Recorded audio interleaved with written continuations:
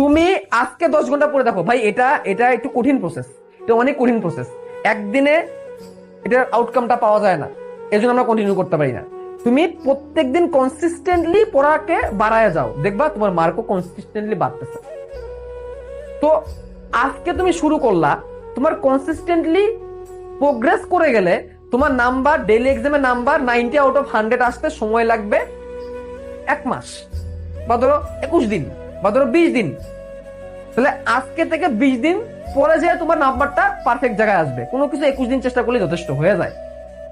তাহলে তুমি 21 দিন পরে একটা ভালো জিনিস পাইতে যাচ্ছ, সেটা তুমি আজকে পাবা না, 21 দিন পরে পাবা, বা 20 দিন পরে পাবা, বা 30 দিন পরে পাবা। সে পর্যন্ত তোমাকে যাইতে হবে।